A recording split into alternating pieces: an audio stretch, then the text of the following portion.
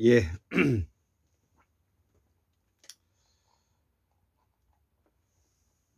예, 2022년 10월 5일입니다. 음력으로는 9월 10일입니다. 자, 그래서 오늘은 한국문명학술은 206번째 강의로 8번째 강의, 보살사성은 부처사상과 결별할 때가 왔다.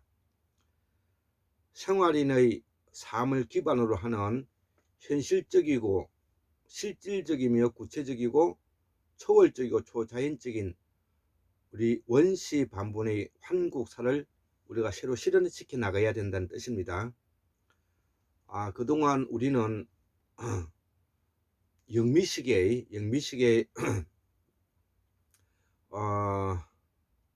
정치, 경제, 사회, 문화 모든 면에서 영미식의 방식을 따라서 오늘날까지 우리에게 맞지 않는 옷을 입고 지난 100년 동안 살아오면서 우리가 가지고 있는 원래의 정체성과 정통을 우리가 놓쳐버리고 잃어버렸기 때문에 이것을 이제 복원하기 위한 작업으로서 한국문학술원에서는 보살사성은 부처사성과 결별할 때가 왔다는 이름으로 지금 이제 이 강의를 시작하고 있는 것입니다.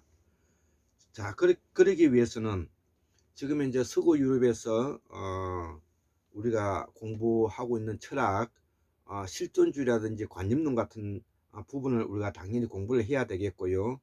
또 더불어서 서구 유럽에서 지금 이제 하고 있는 사회주의식 정치 방식도 우리가 공부를 해야 될 것입니다. 또 한편 영미식의 미국을 중심으로 하는 자본이 중심이 되어 있는 자유민주주의, 소위 말하는 자유, 이거는 자본을 바탕으로 하는 것이죠.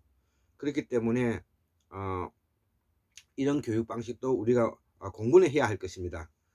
그렇지만 이제 우리도 선진국에 들어온 이 상태에서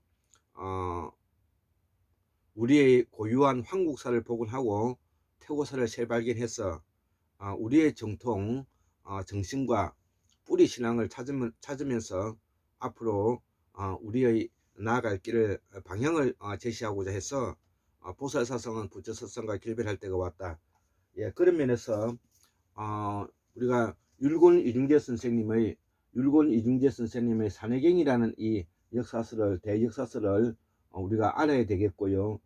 이 산해경은 바로 우리가 서해대평원에서 오랜 시간 동안 머물면서 우리가 정착화되고 소위 말하는 우리 아시아인들이 특히 주신이라고 말하는 조선, 여진, 기타 이런 족들의 역사서의 바탕에 이루고 있는 것이 이 산해경인 것입니다. 또 우리가 서구 유럽의 철학을 공부하지 않으면 아니 되겠죠. 그래서 존재와 시간이라는 이 하이데거의 이 부류의 명작들을 공부를 해야 될 것이고요.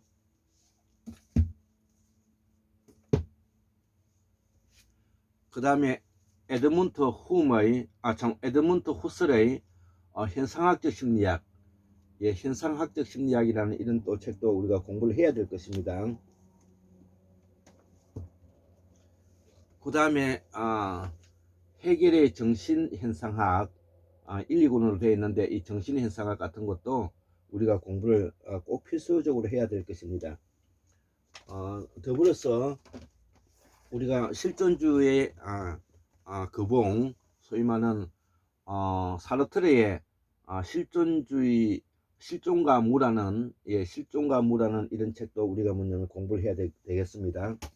또 한편 우리 또 철학을 넘어서 정치, 경제, 사회, 문화면에서 지금 유럽에서 하고 있는 정치 제도를 우리 현실에 맞게끔 다시 재조합하는데 큰 노력을 기울이고 있는 최동석 박사님의 최동석 인사조직연구소의 성취 예측 모형이라는 이런 책을 우리가 꼭 공부를 해야 되겠습니다. 더불어서 우리 정통신앙, 우리 정통신앙에 바탕을 두고 있는 민족 종교의 개벽 사상과 한국의 미래라는 이런 책을 또 통해서 우리의 정체성과 신앙의 문제를 다시 한번 골똘히 고민해 봐야 될 부분이 있습니다.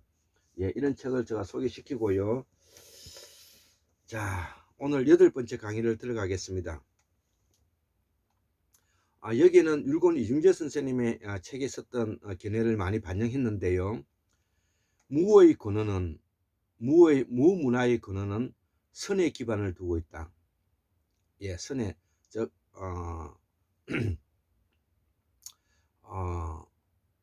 선은 도와 다른데, 쉽게 설명해서 선은 도의 선의수 아래이다. 도교의 창시자 노자는 도인으로서 보아야 하며, 선인이라고 부르면 노자의 위상을 깎아내리는 행위가 되기 때문에 삼가해야 한다.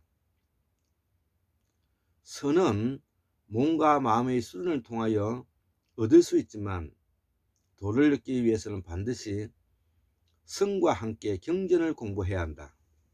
그것은 도라는 글자에 그렇게 표현되어 있다. 사람이 책을 본다는 뜻이다. 불교에서는 선이라고 하고, 서양에서는 세인트, 범어는 산스크리트로 성스러운 문자라는 뜻이며, 산은 성스러운 뜻이 포함되어 있는 것입니다. 그래서 성인할 때 성은 모두 같은 뜻이라는 것이죠. 그래서 선의 뜻이 모두 수행을 통해서 얻어지는 결과와 연결되어 있는데, 그래서 우리가 신선선이라고 말하는 선은 산에 사람이 있다는 뜻으로 만들어진 글자가 된다. 고자로는 사람 인변에 매산자가 밑에 붙어 있는 글자인데, 이렇게 생긴 글자였으며, 신선, 불로불사, 산에서 사람이 날아다닌다는 뜻으로 쓰인 글자이다. 현대인이 이해하기 어렵겠지만, 선은 기가 충만한 상태에서 불로불사하였으며, 이 산에서 저 산으로 날아다니는 뜻으로 옥편에 기록되어 있다. 도통과 선통의 다른 점을 설명하면, 선통은 선을 익힌 사람이 공부를 하지 않아도 오를 수 있는 정신세계 최고境界를 말하며, 도통은 먼저 선통을 이루고 난 후에 더 정진하여 이루어진 것으로, 반드시 천인지로서 사물의 이치를 깨닫고 통달한 후에 오를 수 있는 경지이다. 한국문명학술원의 연구에 의하면 인류의 근본 사상은 보살사상인데, 보살사상의 기본적인 틀은 무문화에서 시작된다는 것입니다.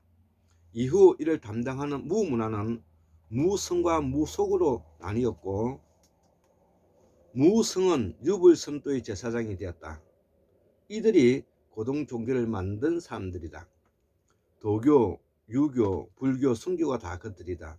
이후에 무속이 남아 지금까지 보살이라 지칭하며 정과 기륭하북의 기복신앙을 유지하는 현실이 되었다는 것입니다. 자, 그래서 여기에 대해서는 의견이 좀 다를 수가 있는데요. 선이 먼저냐, 그 다음에 도가 먼저냐, 또 선통은 무엇이고 도통은 무엇인가, 또 무는 무엇이고 보살사상은 무엇인가, 이런 내용을 지금 현재 하고 있는 것입니다. 자, 그러려면은 우리 한국문명학술원의 연구에 의하면 기본적으로 우리가 살았던 문화를 알아야 되는 것입니다. 그 문화가 우리의 삼성기 하편의 원중동 선생님이 쓴 삼성기 하편의 기록에 의하면은 지금으로부터 74,141년 전에 우리의 역사가 시작되었고, 이 시기는 빙하기 250만 년 동안의 마지막 10만기에 접해있기 때문에, 그 마지막 빙하기 10만 년을 생각하지 않을 수가 없는 것입니다. 그래서 지금으로부터 74,000년 전이니까 기본적으로 빙하기 10만 년 전에 초창기라고 볼 수가 있는 것입니다. 이때에 가지고 있는 우리가 문화가 무엇이 있느냐 하면은 무문화라는 것입니다. 무문화. 그래서 무문화를 알지 않으면은 보살사상을 이해할 수가 없고 보살신앙을 이해할 수가 없는 것입니다. 그러면 무문화에서 가장 기본적으로 대표되는 지도자와 대표되는 그 지혜가 바로 보살상을 가진 사람인 것입니다. 그래서 우리가 보살 사상을 가지고 있고 보살 신앙을 가지고 있는 이유는 우리가 원래 본래에 태어난 자인의 원리와 이치에 따라서 살아가자는 것이죠. 그래서 자기가 살아가고 있는 현실의 문제를 등한히 할 수가 없는 것입니다. 그래서 이 보살 사상은 바로 우리가 무문화 시대 때 어떻게 살아야 할 것인가를 제시하는 신앙이면서 기복이고, 신앙이면서 믿음이고, 신앙이면서 일종의 종교가 되는 것입니다. 그리고 사상인 것입니다. 그래서 후대에 지금 현재 와서 보살 사상을 연구해 보니까 보살 사상은 현실적이고 실존적이며 구체적이다. 현실적이고 실존적이며 구체적이다. 거기에다가 인간만이 가지고 있는 초월성을 가지고 있고 초자연성을 가지고 있다. 이렇게 뭐냐면은 보살사상을 정리하고 있다는 것입니다. 자, 그래서 이 보살사상은 바로 우리가 고래로부터 우리의 정통 한국인이 갖춰야 되는 생활인의 모습으로서 모습이다. 이렇게 이해할 수가 있고, 그러면 무문화에서 가장 대표적으로 나누어지는 것이 바로 무성과 무속인 것입니다. 우리가 무성은 바로 성이라는 것은 앞에서도 정말 설명했지만 세인트, 선, 기타, 신선, 선, 기타 이런 거로 말해서 기본적으로 성인이라는 뜻을 담고 있는 것입니다. 그래서 무문화의 성인을 무성이라 하고 무문화의 일반적인 보통 사람들을 우리가 무속인이라고 말을 하는 것입니다. 그래서 무속인이든 무속인들에게 가장 기본적으로 삶의 방식은 바로 보살적인 삶을 바라고 보살적인 삶을 지향하기 때문에 우리는 무속에서 지금 현재도 보살사상이라는 말을 즐겨 쓰고 있는 것입니다. 우리가 애기보살이라든지 그 다음에 처녀보살이라든지 이런 보살들이 바로 그런 것이고요. 불교에서도 우리가 문수보살이라든지 그 다음에 지장보살이라든지 이런 미륵보살이라든지 이런 보살을 가지고 쓰는 이유도 바로 무성에서도 보살을 지향하고 있다는 것입니다. 그래서 무성이든 무속이든 궁극적으로 지향하는 바는 보살신앙과 보살사상이다. 이렇게 결론 낼 수가 있다는 것입니다. 자, 잘 정리를 해드렸습니다. 자, 그래서 그 이후에 우리가 이 무문화는 다시 계급이 분화되면서 무성과 무속으로 나누어지고, 무성은 다시 유불선도의 기성 종교로 발전하게 되고, 무속은 보살사상으로 일반 민중에 파고들어서 우리가 무당이라는 이름으로 우리가 푸닥거리와 더불어서 굿놀이를 하면서 우리의 정통 일반 민중 신앙으로 지금 내려오고 있다. 이거를 이해하지 않고서는 우리가 유불선도를 이해할 수 없을 뿐만 아니라 더불어서 무문화를 이해할 수가 없고, 무문화에 궁극적으로 원하고자 하는 보살신앙을 이해할 수가 없고 보살사상을 이해할 수 없다. 보살사상을 이해할 수 있으려면 바로 보살사상을 가지고 가서 더 연구한 서구 유럽의 관념론자라든지 칸트 헤겔을 관념자들이라 말하고죠. 그 이후에 나온 키에르게오라든지 후설이라든지 그 다음에 사르트라든지 니체라든지 이런 분들의 내용을 공부하지 않을 수 없고, 제가 그래서 이번 기회에 그런 공부를 위해서 제가 거금을 들여서 책을 샀습니다. 그리고 거기에 바탕 위에서 다시 우리의 정통사상인 보살사상의 옷을 걸치고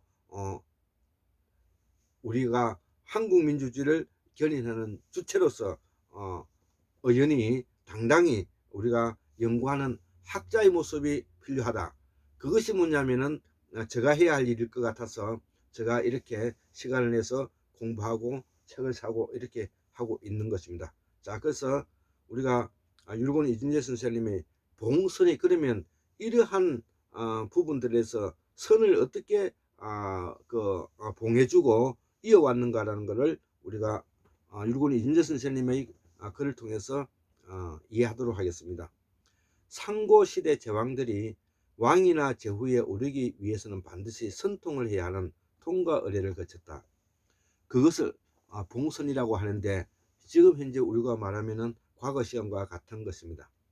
요는 도통은 하지 못하고 요임금을 말하는 겁니다. 스스로 천산에 들어가 수행하여 선통을 얻었으며 사사로이 오행의 도를 만들어 천부를 배반하였다. 즉, 요 임금은 공부는 많이 하지 않았지만 그러나 명상을 많이 해서 선통을 얻은 사람이다. 그래서 사사로이 오행의 도를 만들어 천부를 배신했다. 이렇게 이제 이해하고 있는 것입니다. 당나라에 한유라는 유명한 학자가 있죠. 한유. 요순우탕, 문왕무왕, 문왕우왕, 주공, 공자명자까지 도통한 것으로 기록하였으나 사실은 선통을 한 것이다. 요 임금의 배반으로서 이 퉁기 동의종은 서토의 경계가 생겼으며 당뇨 이후에 더 이상 도통이 힘들어져 이때부터는 봉선이라는 전통이 생겼다. 봉선은 제후들이 선을 통하여 천자로부터 봉작을 받는 것을 말하는데, 봉작은 천자가 제후들에게 봉선제를 열고 각 제후들이 태산의 원구단에 모여 선을 행한 뒤에 그 평가가 내려지고 선통의 깊고 낮음에 따라 천자가 자기와 땅을 봉해주는 것을 봉작이라고 한다는 것입니다.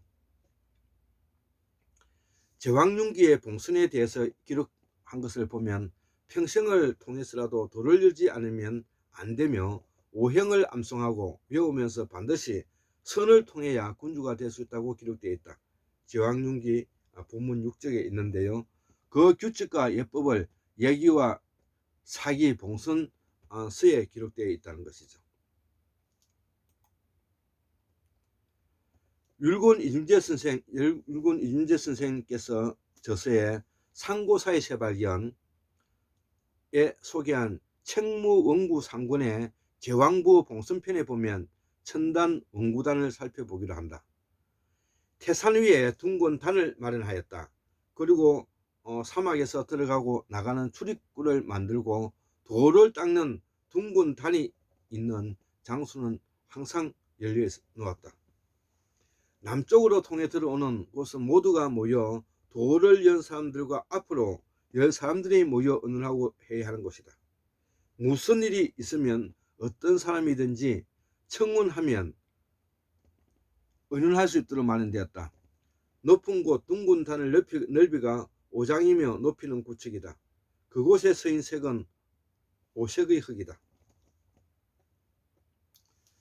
사면에 각각 폐하의 제단 위치가 정해져 있고, 그런데 남쪽에 있는 폐하의 제단이 더 높게 되어 있다. 상감에게 올리는 공문서를 드릴 때나 선통을 하여 봉직을 주기 위해서이다. 군인이나 선통자 그리고 문무백관 모두 단상을 향해 둥글게 앉아 회를 하거나 봉작을 받는다. 선통을 하여 봉직을 받는 사람은 모두 함께 참여하여 선통을 했는지 여부를 알기 위해 선문답식 말을 하게 되었다. 선통의 깊고 낮음에 따라서 제후 왕이 정해주고 봉작의 영예가 결정됨에 따라서 땅도 함께 정해진다.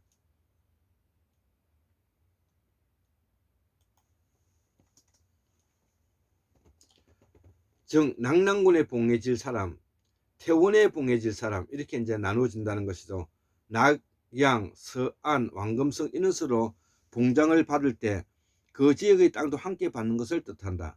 그리하여 각자 호가 정해진 다음 봉선이 결정되는데 그래야 짧은 시간에도 옳고 가함이 알려지게 된다. 만약 당시 청하는 사람이 있으면 둥근 단성에 안치한다. 모가 난 돌을 옥시함을 다시 점검하고 다시 오색으로 된 흙을 삭고 다시 봉해버린다. 옥새가 든 공문서는 잘 보관하여 감추어 봉한다. 그 후 천지를 지내는 재단 안 선의 자리에 보관한다. 상고시대에는 지구의 기운이 지금보다 100배, 1000배 더 좋았기 때문에 사람이 선을 수행하기에는 참 좋은 환경이었다. 특히 환인시 7분인 모두 천산 파네르 지역에서 득도하였으며 그를 따르는 무리들이 약 3000명 동안 수억 명은 좋게 되었을 것이니 환국은 과거 과연 신선의 나라라고 할 수가 있다는 것이죠. 해동 역사 제28권 풍속지에 보면 방언편에 보면 하늘이 한자 표시는 파네르라고 기록하고 있다. 삼승기의 파네르는 천산으로 이르는 말이다. 지금까지 살펴본 바와 같이 학식이 없어도 선통은 가능하다. 그러나 도통은 선통처럼 쉽게 이루어지지 않는 것을 알아야 한다. 도통은 신계에서 주관하므로 도통자가 태어나기 위해서는 신계의 도움이 필요하기 때문에 그만큼 도통자는 흔하지 않는다. 신선은 도통의 바로 밑에 단계이며 선은 통하여 신의 경지에 이른 사람을 말한다. 자꾸 통통하는데 통은 동이족의 뚱이를 말하고 상둥이, 철삭둥이, 늦둥이처럼 지금은 쓰이지 않는 용어이다.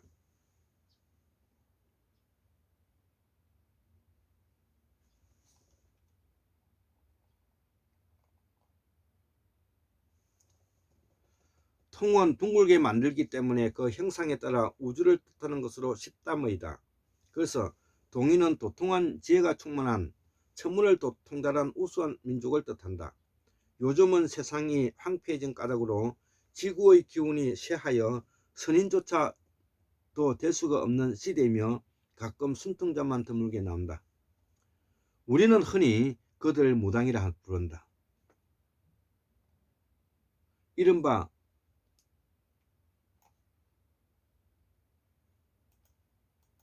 이른바 선통이 민간신앙의 주술적인 행위에까지 이어지면서 그 위상이 떨어져 이제는 아무도 할 수 있는 것처럼 진실이 왜곡되었다. 무전통이 끝난 것은 많은 세월이 흐른 탓도 있지만 먼저 인간이 소중한 가치를 잃어버렸기 때문에 유교의 전통을 받드는 사상이 생기면서 그 쇠퇴가 가속화되었다. 이제 다시 무문화를 복원하고 보살사상을 원시반복해야 된다. 그래서 제가 이렇게 강의를 하고 있는 것입니다. 자, 무의 어원은 산스크리트 퉁기에서 나온 말이고 무는 마에서 탄생한 언어이며 생명의 근원 지혜의 뜻이다. 인류의 시조도 마누스이며 마누스는 산스크리트로 풀면 지혜의 화신이다. 무르스는 워터이며 물이며 물도 생명을 상징한다. 반대로 뭘 하면 죽음을 뜻한다. 무엇 또한 산스크리트라는 것을 잘 알 수가 있다. 무는 산스크리트어로 메다이며 정신적 지혜를 이루는 말이다. 오늘날 의학을 뜻하는 메디칼의 어원이 메다이다. 강선 박사님의 조선고 실담의 주석 사전에서 참고했습니다. 앞장에서도 이야기했지만 무는 하늘과 땅, 사람이 연결하고 사람 속에 또 사람이 있는 형상으로 한 몸에 두 사람이 있는 것으로 쓰여진 글자이다. 무가 되는 것은 신으로부터 통과 의례를 거친다는 뜻이다. 그 속에 천부삼인이라는 한민족의 DNA가 내포되어 있다. 상통천문 중통인의 하찰지리를 얻기 위해 뼈를 깎는 고통과 수련을 통해서 얻어지는 것이 무였다. 이처럼 상고시대에는 신내림이라는 것이 기적인 현상을 동반하는 것이었으며 보통 인간은 근접할 수 없는 초능력 세계를 말한다. 환궁시에서 유인시, 환인시, 환웅시, 임금시, 부르시에게로 천부삼인이 이어졌다는 것은 무의 전통을 천부삼인이라는 통과 의례를 거쳐 무를 개성해 왔다는 말과 같다. 그러한 전통이 후대에도 오랫동안 이어졌지만 당뇨가 부도의 배반으로 이후부터는 점차적으로 그 기운이 쇠퇴하기 시작했다. 그러나 이 무문화는 개성하여 보살사상으로 이어지고 있다는 것입니다. 예, 74,141년 1956년 2022년 10월 4일 화요일 굴장 김태수 올립니다. 예, 감사합니다.